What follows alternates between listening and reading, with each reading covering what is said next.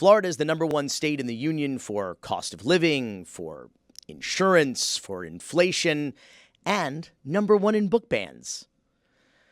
Good news, Roy. No, Opening up with good news, always. According to PEN America, book bans in public K through 12 schools continue to intensify. In the 22-23 school year, PEN America recorded 3,362 instances of books banned, which is an increase of 33% from the 2021-22 school year. And over 40% of all book bans occurred in the free state of Florida. Katie Blankenship is the director of PEN America, Florida. I clarifies there that Florida is somehow still a part of America. That's good. Katie, you are fresh-ish from a almost 2-month-old victory now in Escambia County in the Panhandle near Pensacola. You have been on the front lines of battling the book bans to keep the free state of Florida a little closer to free-ish. Can you first tell us about what happened in Escambia County, what this victory was and what it means? Sure. So this lawsuit was filed about a year ago, and it has to do with the rise of book challenges that we saw that led to book bans across the state of Florida. And as you said, us becoming the largest book ban in the country by 40%.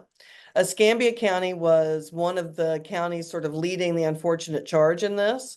And that was due to some individual objections, mostly by one person, but objections in the hundreds that were blatantly discriminatory. You know, when you pull the actual objections themselves, it says, why do you want to pull this book? Well, there's an LGBTQ character. It's indoctrination. There's a Black protagonist. It's indoctrination. It was that blatantly discriminatory. So we filed suit. The school board of Escambia County filed to dismiss the case. And it's a tricky case. It's First Amendment and K through 12 education. Those are not clear-cut issues in the judiciary. We don't have a lot of great case precedent on it. And, you know, we felt at the time that we were going to bring this case, but we'll see. And we had a resounding sort of win from Judge Kent Wetherill as a Trump appointee and just said, these are extremely viable First Amendment claims. The case has to go forward. And what's most important, I think, was from the bench, he ruled, you may have seen in the news, the state is making this argument called the government speech doctrine. Ashley Moody loves this. All right, Ashley Moody loves to file briefs, amicus briefs in support. It says, oh, book bans are government speech. They're immune from First Amendment scrutiny. It's absolute hogwash. It's just garbage town. What she's saying is that there is a thing called the government speech doctrine because the government has to have a perspective sometime when it speaks. Like if the government says, hey, recycle, that's a viewpoint. It has to be able to have that. And it also has to be able to say it. And in those contexts, it's immune from First Amendment scrutiny of saying it can support a viewpoint. What the state is trying to say is, oh, we get to do this when we pull books. When we curate a library, that's the state speaking. So when you go check out the bluest eye, Billy, that's the state telling you no or yes that we're curating this as government speech. It's craziness. It would be an open invitation to more censorship. And that's what Judge Wetherill said, no way. So the case continues. Katie, last month, Florida Governor Ron DeSantis said both. Oh, that was quite a yeah. That was that was my type of that yeah. That was a Roy yeah. Yeah. Holy shit! That was just dripping. It was oozing from its pores. That It's been a hell of a few weeks. That was a loaded yeah. Yeah. I got some bones to pick. With DeSantis right now. Yeah, you Katie, a lot and of bones. Me and everybody else in the state, right? Skeleton. Me and every other Floridian. Boy, just Roy and Katie can say more with one syllable than anybody I've ever known can say in paragraphs. Wow. Holy shit. Katie, last month, the governor in one breath referred to debunks the book ban hoax, I think was the headline of the press release. But then at the same time said, well, there is some abuse of this legislation. And, some individuals who are using it to score political points, and who could have predicted that but everybody from the outset of these clearly unconstitutional laws. But so let me ask you, if the book ban is a hoax, why are there so many books being banned from Florida schools? And why was the governor calling on the legislature to clear the mess up that they made? Yeah, those are great questions, Billy. Those are the questions that I have. So that press conference, basically what happens, DeSantis and Manny Diaz Jr., our Commissioner of Education, have this press conference, again, just as you said, under this banner of book bans are a hoax, right? But then in the same breath, asking the legislature to take steps to unwind exactly what DeSantis started. All of this started with Don't Say Gay and Stop Woke in 2022. Even though those laws are not supposed to apply to library books, they're intentionally vague, overbroad, and misapplied. And then we have 1069 from last year, which is why we see thousands of books coming out from Orange County and Escambia still, but it's 1069 and they're pulling the dictionaries. But this was DeSantis speak for me of an admission, right? I mean, you're never going to get a real admission. You're going to get gaslighting, blaming, passing the buck, all of these things. But what I heard in that press conference was the first admission of, oh shit, this has gone a little too far. We need to do something. Now, again, he's never going to admit that he's the one who's caused the problem, along with everyone who's been supporting this sort of agenda of censorship, but that's what it is. But what's disappointing about that is, when I first heard that, I was like, okay, it's DeSantis speak, but maybe we're going to have some actual progress here. There will be maybe a bit of common sense that comes back to top Florida leadership. I was dead wrong about that. So last week, it's a bad bet, Katie. Yeah, it was a bad bet. Florida is immune to reason insanity. I should have known so much better. But I think it's just last week, the Florida Department of Education announces a working group that is going to instruct Florida media specialists, our librarians in our public schools, about how to comply with all of these laws. Now, just guess, 3 of the 6, this will blow your mind. 3 of the 6 members are Moms for Liberty members. Yeah. One of them, by the way, mind not blown. I mean, Florida rarely shocks me, but regularly disappoints me. So, okay, I feel that 100%. By the way, I should have asked you how many Moms for Liberty members are on this committee. That's what we should have asked. We should have started there. That's how we should have led it. And wonderfully, one of them is infamous for if you saw the pornographic goblins rear end that had to be covered up with shorts. We had to go, Indian River went in and actually drew on books to cover up a little goblin's bottom. So that's who we have advising our media specialists. And do you think they told the media specialists? Do you think they're planning on sharing the information about the recent Don't Say Gay settlement that says you can't discriminate and pull books off just because it's LGBTQ plus content or characters? Hell no. So it's just, it's more the same. At this point, I don't even know why he made the backwards admission, because it's just clearly, it rolls on. And this isn't an example of the, law of unintended consequences. This was a law with these intended consequences. Like you said, it was intended to be vague. It was intended to scare people into thinking that they were going to lose their jobs or worse, be arrested or something. And that is exactly the kind of confusion and tumult they wish to cause, because they assumed that when in doubt, ban a book. Maybe what we need is a committee that instead of banning the entire dictionary, we should just ban individual words from the dictionary. There's a lot of profanity in the dictionary. There's a lot of sex in the dictionary, a lot of blasphemy in the dictionary. Well, you can't stop with the dictionary. We just need to remove all of these terms from our lexicon in general and completely rework our culture to be, to never mention sex, procreation, absolutely anything. Because there's just no line to what they're looking at and what they're willing to ban. It is literally getting back to, it's just this combination of discriminatory intent that's against LGBTQ, that's against BIPOC, and now it's against sexual expression, sex, and the existence of sexual expression identity at all. It's just. So let me ask you about this, in reference to this backwards admission, in reference to, you said the settlement in the Don't Say Gay case, which we talked about on this show last week. What did the legislature take any action per the governor's suggestion in February to clarify the book banning bullshit or the abuse of the book banning. As you said, there's like one person who's responsible for the vast majority of book bans in particular counties. Of course, it's not parental choice. Parental choice is when I get to choose what my kids are exposed to, not when one parent gets to choose what all children in all schools in all grades are exposed to. Also, incidentally, with the Don't Say Gay bill, it was supposed to only apply to K through 3 or K through 5 or whatever. And then all of a sudden it went all the way to 12, which is exactly the slippery slope that everybody said was going to happen. I guess my question is, did the legislature take any action to clarify the book banning bullshit? And how does this settlement in the Don't Say Gay lawsuit apply here to book bans, I mean?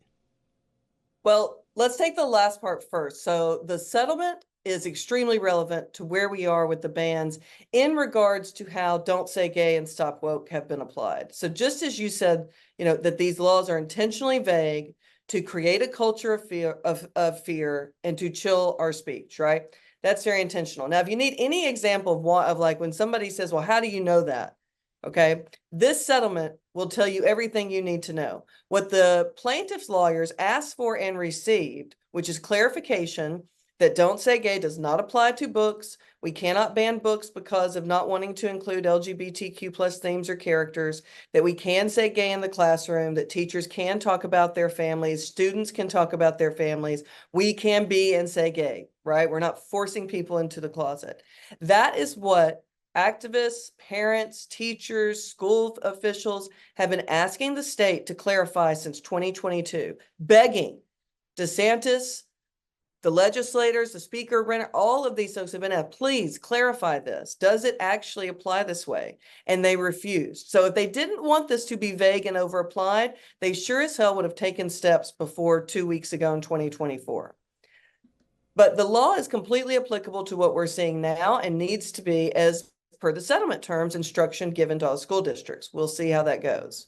Did the legislature do anything? They passed a bill, it's called 1285. It's an education bill. It's a pretty sweeping education bill. Most of it, I'm not a fan of it all because it just continues to sort of reinstate, reincorporate terms of 1069, which is the book banning statute and expansion of Don't Say Gay.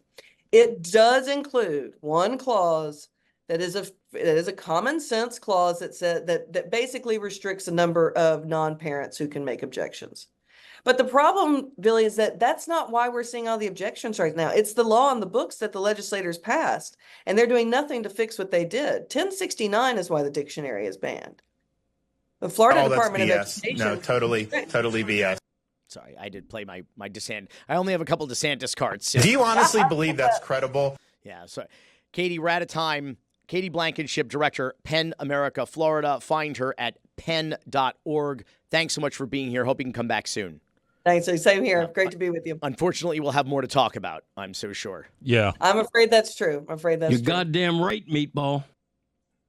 Back in November of 2022, we released a documentary called God Forbid, the sex scandal that brought down a dynasty. Went on to become the most watched doc in Hulu history. But it was almost the documentary that never was. It's not exactly true. I'm being a bit hyperbolic, but this is our Because Miami, how it started, how it's going. In October of 2022, we got sued, Roy. We got sued by a guy named Gordon Bello, a.k.a. Jesus Fernandez Jr. He was a former aide to County Commissioners Audrey Edmondson and then Keon Hardiman. And he was a friend of the former pool boy, Giancarlo Granda, who got involved in an alleged cuckold threesome with Jerry Falwell Jr. and his wife, Becky Falwell, the president and first lady of Liberty, the largest Christian university in the world. Who has a pretty good football team, apparently. And go Flames. The Liberty Flames. Mm-hmm. They are. That was dripping. That was a dripping. Mm-hmm. So this guy was a friend of his. He hadn't seen the documentary yet, but he sued us for defaming him in a documentary that he hadn't seen yet. and he asked a judge in Miami-Dade County to block the release of the documentary. That's very funny. A preemptive defamation suit. That's funny. Yes, and no less, he wanted to enjoin us or prevent us from being able to premiere the movie, which was premiering the following week when he got this, when he tried to get this injunction. And so Hulu, Disney, and our company, Raconteur, we had to get together and get lawyers to try to fight this thing. And not only did the documentary premiere on schedule on November 1st, but in 2023, last year, Gordon Bello, a.k.a. Jesus Fernandez Jr., voluntarily dismissed his totally bogus complaint. That's how it started, and how it's going is just this past week, a judge granted what's called an anti-slap judgment, which meant that we fought back and said this lawsuit was what they call a slap. It's a strategic lawsuit against public participation, hence anti-slap. And he now has to pay 100% of our attorney's fees. Yeah, you usually can't beat Disney attorneys, well, usually. Usually. I mean, they settled with Ron DeSantis, which I Well, was very disappointed in. That's a bit more complicated. We should get into that next week because they settled the state case. They haven't settled the federal First Amendment case yet. But I will tell you, when you owe Disney six figures, I mean, that's not a good situation to be in. No. But I will tell you, bringing up Ron DeSantis. Oh, that's BS. No, totally BS. Good segue into this week's Wheel of Despair. Okay. I feel like we need a song for that or intro tune. How about we just do the sad trombone? I'll do it. That's a good segue into this week's Wheel of Despair. You didn't have it ready, did you? No, I got to search for the thing. Roy just turned around and stuck his butt right up to the microphone and just tooted right in the mic. Right there. What was that? That was like a sick elephant at Zoo Miami. What the hell? It's like an out of tune shofar. Perfect. And what a perfect segue into this week's Wheel of Despair. Okay, here we got the topics over here on my phone. We got dumbing down new college. What did Diddy do? What didn't Diddy do? Well, he did a lot. A lot of money. Pornhub pulls out. Speaking of what did Diddy do? Oh no! Speaking of good segues. Yeah. Oh shit! Skip it. And too many realtors. The Miami story. All right, here we go. Spin the wheel.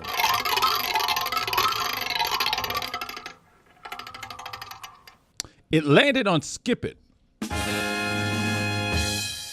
Should we? I should. don't know what the attendance was, but I think it's pretty brave, gutsy, really, for the Miami Marlins, the team with the second worst attendance in Major League Baseball last season, to run an opening day ad campaign with the slogan, Skip It. Yes, I know the manager's name is Skip. I get it. And I get that the shtick is like, do you have other plans on opening day? Skip it.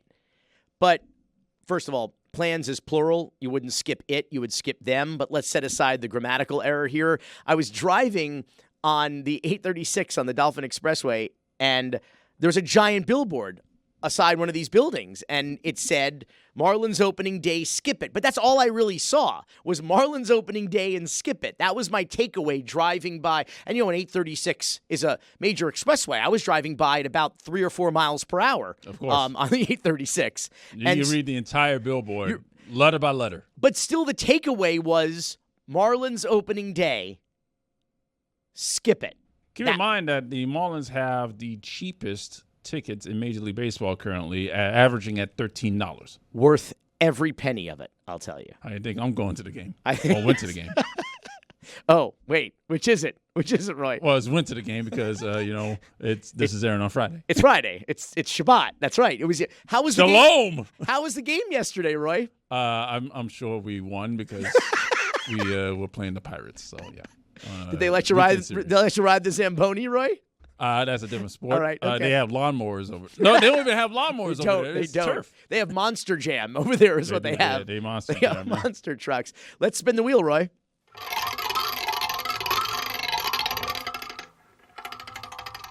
It landed on PornHub pulls out. So, Ron DeSantis signed some new laws this past week. One of which requires age restrictions, or I should say, age verification for porn sites like PornHub and certain social media restrictions, where you basically have to prove that you are of a certain age, obviously 18 or over, to access porn sites. Not a bad law, by the way. Not a bad idea. I think 7 other states have done it, including Texas, Louisiana, Arkansas, Utah, Montana, Mississippi, North Carolina, and Virginia. Red. There's just one problem, though. I think in about 6 of those states, PornHub has pulled out. For whatever reason, I don't know if the age verification process is too onerous, if the penalties for not abiding by it are too severe, or they just also there's certain First Amendment issues around providing certain data to these companies, and Pornhub just basically says it's not worth it, and people in Texas, for example, don't have access to Pornhub. So sorry, Roy. But it looks like. But it looked. Sorry, Fuentes. He's not here, right? So yeah, he's sick. Yeah. I think why. I was just he's sitting at home watching Pornhub before they pull out. Yeah. But so there's no word yet on whether or not Pornhub will be leaving the great penis-shaped state of Florida yet, but it's a very real risk. Also, Roy, they anticipate some First Amendment challenges to the part of the law that basically social media is banned for everyone under 14. And I believe between the ages of 14 and 16, if you have a parent's permission, you can get a social media account. And that's for everybody using TikTok for income. That's for anybody using anything any social media sites for any reason. And these are the ones that they say are addictive and damaging to kids because you scroll down. It's the forever scroll, the doom scrolling that just keep going on forever and ever and ever. The scroll of despair, if you will. Speaking of which, shall we spin the wheel?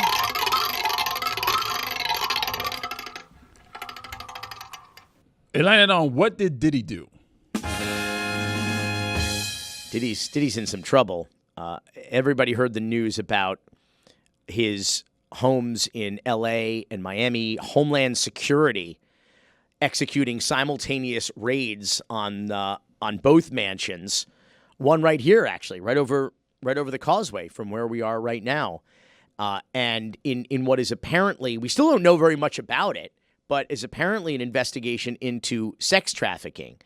And what's even less interesting about this is at the same time, here's the headline. This one is a little bit aggravating, because the headline read that Sean Combs' accused mule, quote unquote, was arrested at a Miami airport on cocaine and marijuana charges. Here's the thing about this. This guy is a former Syracuse basketball player, Brendan Paul. That's what I call March Madness. And the guy had what they refer to as, I was waiting for that, contraband in his personal, luggage, which was a little bit of cocaine and marijuana gummies, like candy, edibles. Well, it's a little bit of cocaine is probably going to get him in trouble. But that's not a drug mule, though. That's not a drug mule. That's a kid with some cocaine and some marijuana edibles on a private jet in Miami-Opa-locka Airport. What I'm saying is right now, you want to start going through jets at Miami-Opa-locka Airport. There's a lot more cocaine than what that guy had. Sure. So this guy seems to be kind of dragged into the greater scandal happening here with Diddy.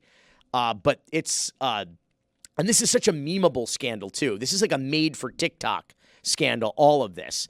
And the one person I feel bad for is this poor schmuck, Brendan Paul, who is out on $2,500 bail. Is that a drug mule or some sort of $2,500? Seems like a light bond, huh? Yeah, come on now. Coral Gables Mayor Vince Lago is Miami-Dade's second greasiest mayor. I think you know after who, Roy? So Vince Lago is like if Francis Suarez was a mogwai and you got him wet and he fired out those hairballs where they get kind of like meaner and dumber, and then you fed them both after midnight. That's like Francis and Vince Lago. Oh, man. Vince and I have had our moments. He's even gone on Spanish TV to talk about me. Billy Corben. And accused me of being paid by the firefighters. You remember that bullshit? He said I was paid. Pay for play? I was paid by the firefighters to come and criticize him or whatever nonsense he was talking. Well, yep. It has not gone well for Vince Lago in Coral Gables. He's no longer in the majority on the city commission.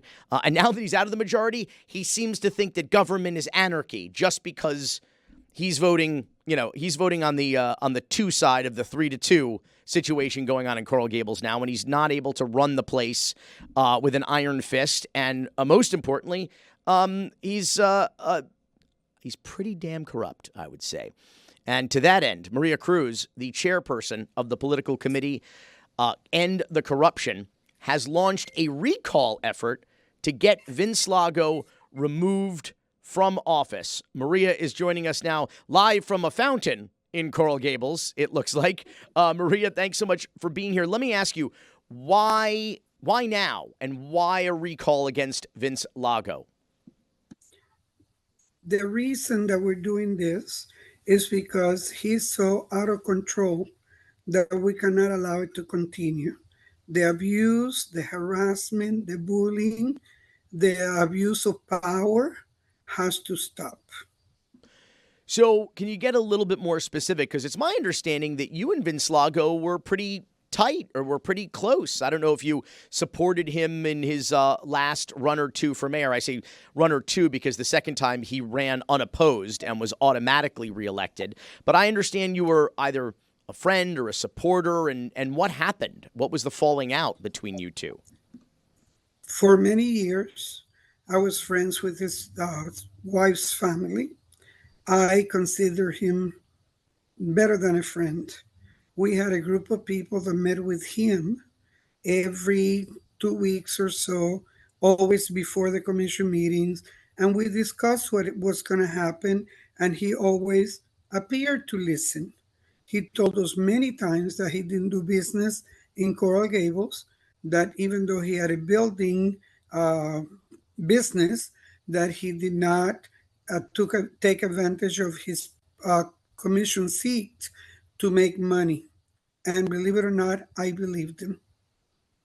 So Coral Gables, for people who are not familiar with Miami-Dade County, is one of the 34 municipalities. It is where the University of Miami is located. A lot of people have trouble believing that the University of Miami is not actually in the city of Miami, though it is in the county of Dade, but it's located in Coral Gables, which is a very beautiful, very quiet, certainly compared to other areas of Miami, a more affluent community. But it's almost more of a town than it is a city. And this Vince Lago is one of these real estate hucksters, Roy. He's one of these guys who, like Francis Suarez, likes to exploit his public position for private profit. And whenever a new business comes into the city, he's like, well, I should invest, or you should use my company to help you build out your space or your location. He's the guy that was renting office space to Rishi Kapoor, the disgraced developer who has now tainted multiple municipalities, the city of Miami, Miami Beach, now Coral Gables, where this guy is now under investigation, being sued by the SEC, being sued for fraud by multiple people. He was renting empty office space from Vince Lago and Vince Lago's partner, who was the cousin of who? Who do you think was Vince Lago's partner? I don't know. Who? Of course. Francis Suarez. So, empty office space, Roy. Paying a premium for empty office space. I don't know what you think that sounds like, but that sounds like something extra special to me was cooking in Coral Gables. Maria, what is on your list of abuses of power and kind of anvils that broke the camel's back here? That why does he got to go right now? Well, he began when he was running for the second term. He wanted to get the commission to be all 100% on his side. And he supported and sponsored two commissioners, two people that wanted to be elected with his support and the support of other people that were already in the commission. And he went around bullying the people that dared to have a sign for the two that he didn't support. And he made it very clear to me that if I voted for them, I was wrong. And you have no idea how many older people were told to take down those signs so they would pay the price. But let me tell you, going back to why one of the things that really, really concerned me was once he got elected unopposed, he started going to events where he ribbon cutting events where he represented the city and took the time to announce that his company, BDI, was the one that did the work, that it was his company. He made it clear that he was working in the city, and there was no doubt in my mind that what he had told me before was not the truth. So, and you think him working in the city is an obvious conflict of interest, I imagine? Of course. Working in the city, but it goes beyond that. If you talk to people that work in the development services building, several of them have made it very clear that when somebody is a developer, a big contributor to his campaign, needs assistance, he walks them to the building and he introduces them to the workers, and he expects them to treat him better than anybody else. And if he can't, he sent one of his assistants to do it.